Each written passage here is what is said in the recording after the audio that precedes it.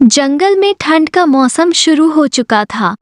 कड़ाके की ठंड से जंगल के पक्षियों का बुरा हाल था। आज बहुत ठंड लग रही है। मुझे ठंड से नींद नहीं आ रही।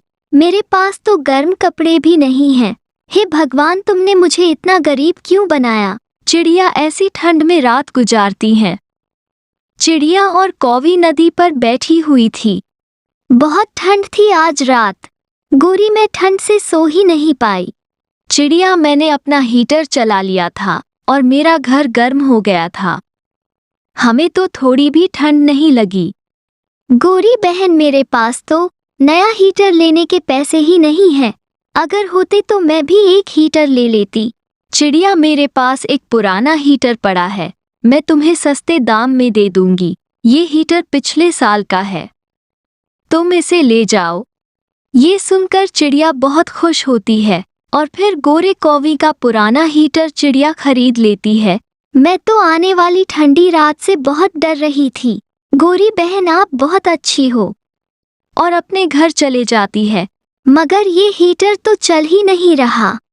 ये तो खराब है। अब मैं क्या करूं? लगता है गोरी कौवी ने मुझे चूना लगा दिया। कौवी, तुमने मेरे साथ अच्छा नहीं किया। अब इस हीटर को बनवाना पड़ेगा। फिर चिड़िया वो हीटर लेकर तोता के पास जाती है। चिड़िया, ये हीटर तो काफी पुराना है। तोता भैया, मैंने ये हीटर गोरी कौवी से खरीदा है। कृपया आप इसे ठीक कर दें। मैं अभी इस हीटर को देखकर बताता हूँ कि इसमें क्या खराबी है। ये हीटर तो जल चुका है। तोता भैया, आप इसे ठीक करें। तब तक मैं अपना भोजन ले आती हूँ। फिर चिड़िया भोजन लेने चली जाती है।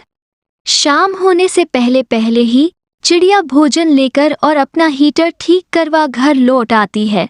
फिर रात हो जाती है। आज चिड़िया को ठंड नहीं लग रही थी क्योंकि आज उनके पास गर्म हीटर था। आधी रात को गोरी कौवी का हीटर खराब हो जाता है। गोरी, तुमने हीटर क्यों बंद कर दिया? मुझे बहुत ठंड लग रही है। मैंने तो बंद नहीं किया कालू। तुम वो पुराने वाला हीटर को चला लो। कालू जी, वो पुराना हीटर तो मैंने चिड़िया को दे दिया था। क्या मेरे पूछे बिना ही तुम पड़ोसियों को चीजें बांटने लगी हो? अब मरो ठंड में। रात में ठंड और बढ़ती ही जा रही थी। कालू और कौवी का ठंड से बुरा हाल था। सुबह हो जाती है। गोरी बहन, आपका बहुत बहुत धन्यवाद। आज कई दिनों बाद मैं मीठी नींद सोई हूँ। मुझे तो जरा भी ठंड नहीं लगी। मगर चिड़िया, वो हमारा हीटर खराब हो गया था। कालू पुराने हीटर का पूछ रहा था। वो तो मुझसे लड़ने लगा। चिड़िया, आप मेरा वो हीटर मुझे वापस दे दो। गोरी बहन, आपने जो हीटर दिया था वो खराब था। मैंने तोता भैया को पैसे देकर हीटर बनवाया था। मैं उसे वापस नहीं करूंगी। और फिर कालू कौवा भी आ जाता है और चिड़िया को धमकाने लगता है। ये चिड़िया, तुम चुपचाप मेरा हीटर वापस कर दो, नहीं तो मैं तुम्हें नहीं छोड़ूंगा। कालू भैया, आप तो लड़ रहे हैं। तो क्या अब तुम हमारे हीटर की मालकिन बन बैठी हो? फिर चिड़िया अपने घर से वो हीटर लाकर कौवी को दे देती है।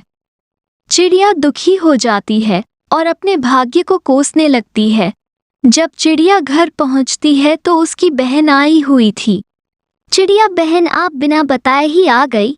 लो बहन, मैं हीटर लेकर आई हूँ। ठंड बढ़ गई थी। हीटर घर में ऐसे ही पड़ा था। मैंने सोचा अपनी बहन को दे आती हूँ। मैं सच पूछूं तो आज मैं ठंड को लेकर बहुत परेशान थी। इस तरह चिड़िया का वो परिवार हीटर चलाकर अपना घर गर्म कर लेता है और सुकून से सब सो जाते हैं। ये कहानी टूनपुर के एक जंगल की है। उस जंगल में टुनी चिड़िया एक पेड़ पर अपना घोंसला बनाकर रहा करती थी। उसके पास वाले पेड़ पर कड़कनाक कौवा अपने परिवार के साथ रहा करता था। उसका एक बेटा था, कालू कौवा। वो बहुत ही आलसी था। कुछ दिन पहले ही टुनी चिड़िया ने अंडा दिया था और आज उस अंडे में से एक नन्ही चिड़िया बाहर आती है। आज मेरा माँ बनने का सपना पूरा हो गया। मेरी बेटी कितनी मासूम है, मैं इसे कभी भी कोई परेशानी नहीं होने दूंगी। इसी तरह कुछ दिन गुजर जाते हैं। एक दिन टुनी चिड़िया भोजन की तलाश में जा रही थी, तभी कालू कौवा उसके घोंसले के पास आता है। अरे कालू भैया, अच्छा हुआ जो तुम आ गए। मैं अभी आपके पास ही आने वाली थी। क्यों, क्या हुआ? कालू भैया, मैं भोजन की तलाश में जा रही हूँ। आप मेरी बच्ची का ख्याल रखिएगा। मैं अभी आ जाऊंगी। ठीक है बहन, तुम जाओ, मैं तुम्हारे बच्चे का ख्याल रखूंगा, लेकिन आते समय मेरे लिए भी भोजन लेते आना। हाँ हाँ कालू भैया, आप चिंता मत करिए, मैं जरूर लेती आऊंगी आपका भी भोजन। इतना कहकर टुनी चिड़िया भोजन की तलाश में चली जाती है। कालू कौवा चिड़िया की बेटी की देखभाल करने लगता है। थोड़ी देर बाद जब टुनी भोजन लेकर आती है, कालू भैया आपका बहुत बहुत धन्यवाद जो आपने मेरी बच्ची की देखभाल की। ये लीजिए, मैं आपके लिए भी भोजन लेकर आई हूँ। ठीक है टुनी चिड़िया, अब तुम अपनी बच्ची का ख्याल रखो, मैं अपने घर जा रहा हूँ। इस तरह टुनी चिड़िया रोज भोजन लेकर आती और कालू बैठा बैठा ही खाता है। धीरे धीरे कई महीने गुजर जाते हैं और बारिश का मौसम शुरू हो जाता है।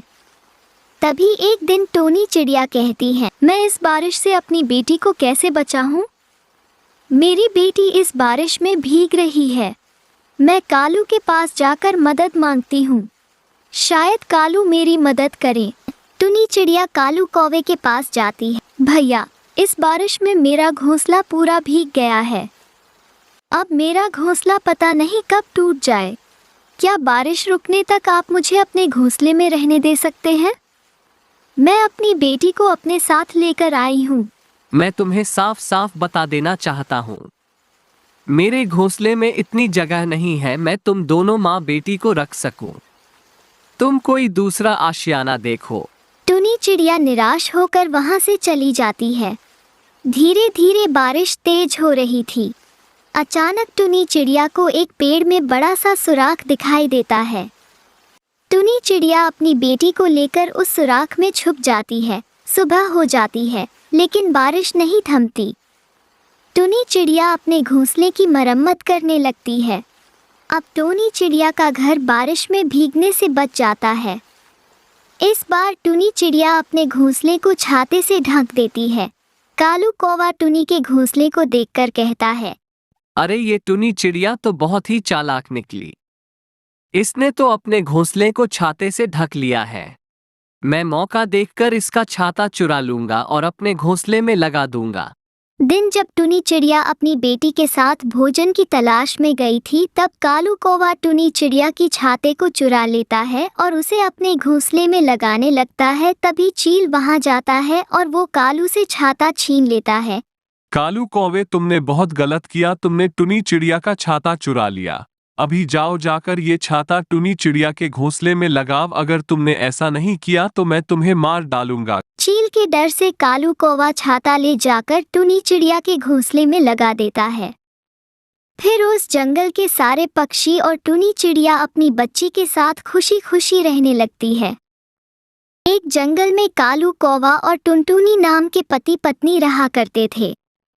एक दिन टुनटुनी और कालू में झगड़ा शुरू हो जाता है। टुनटुनी, अभी तक तो मैं चुप था, लेकिन तुमने फिर से एक लड़की को जन्म दे दिया। अब मैं तेरे 3 बेटियों का खर्च नहीं उठा सकता। अभी के अभी निकल जा मेरे घर से। कालू जी, अब मैं इन बच्चियों को लेकर कहाँ जाऊंगी? ये तीनों बच्चियों तुम्हारी ही है। तुम्हारा दिल आज इतना पत्थर क्यों हो गया है? इन बच्चियों की मासूम चेहरे को देखकर भी तुम्हें इन पे तरस नहीं आता? हाँ, नहीं आता है। तू अभी के अभी इन्हें लेकर निकल जा, नहीं देखनी मुझे तुम्हारी और तुम्हारी बेटियों की शक्ल। कालू, आज तुम जिन बेटियों को घर से बाहर निकल रहे हो, एक दिन तुम्हें इन बेटियों पर नाज होगा। मैं इन्हें लेकर जा रही हूँ। अगर तुम्हें ऐतराज ना हो तो मैं तुम्हारे पास वाले पेड़ पर झोपड़ी बनाकर उसमें रहना चाहती हूँ। जा जाकर रह ले, लेकिन मुझसे कोई वास्ता मत रखना। टुनटुनी उस पेड़ पर झोपड़ी बनाकर उसमें रहने लगती है और पड़ोस के घरों में झाड़ू पोंछे का काम करने लगती है। एक दिन, माँ, बहुत जोर की भूख लग रही है, कुछ खाने को दे दो। अच्छा बेटा, तुम लोग यहाँ बैठ जाओ, मैं अभी तुम लोगों को खाना देती हूँ। टुनटुनी अपनी तीनों बेटियों को खाना खाने के लिए देती है। माँ, आप रोज रोज सूखी रोटी ही देती हो खाने को। जब हम पापा के घर थे तब हमें खिचड़ी भी मिलती थी खाने को। पापा ने हम लोगों को क्यों घर से निकाल दिया? क्या बताओ बेटी, पापा ने हम लोगों को क्यों घर से निकाल दिया? तुम लोग जल्दी जल्दी खाना खा लो, मैं कल तुम लोगों को किसी तरह खिचड़ी बनाकर खिलाऊंगी। रात में सभी सो जाते हैं, लेकिन टुनटुनी की आंखों में नींद नहीं थी। तभी उसके पास उसकी सहेली का फोन आता है। आजकल तुम कहाँ हो? बहुत ढूंढते ढूंढते तेरा नंबर मिला। क्या बताऊं, आजकल मैं बहुत मुसीबत में हूँ। मेरे पति ने 3 बेटी होने की मुझे सजा दी है। मुझे मेरी बेटियों के साथ मुझे घर से बाहर निकाल दिया है और मुझसे पूरी तरह से रिश्ता तोड़ लिया है। टुनटुनी तो कल मुझसे मिल, मैंने गरीब लोगों के लिए एक सिलाई सेंटर खोला है। तू कल से मेरे इस सिलाई सेंटर की देखभाल करना शुरू कर दे और इस काम के लिए मैं तुम्हें अच्छा खासा बाजरा और अनाज दूंगी। तो क्या कहती है, कल से तू आ रही है ना? हाँ, मैं कल आ रही हूँ। तूने मेरे इस बुरे समय में मेरा साथ दिया है। अगले दिन से टुनटुनी सिलाई सेंटर को संभालने लगती है। कुछ ही दिनों में टुनटुनी अपनी बेटियों का एडमिशन एक अच्छे स्कूल में करा देती है। माँ ये देखिए, हम तीनों अपनी अपनी क्लास में फर्स्ट आए हैं। हाँ बेटा, तुम इसी तरह मन लगाकर पढ़ना और एक दिन अपने माँ बाप का नाम रोशन करना। कुछ सालों बाद टुनटुनी की तीनों बेटियां पुलिस अफसर बन जाती है और अपनी माँ के साथ खुशी खुशी रहने लगती है।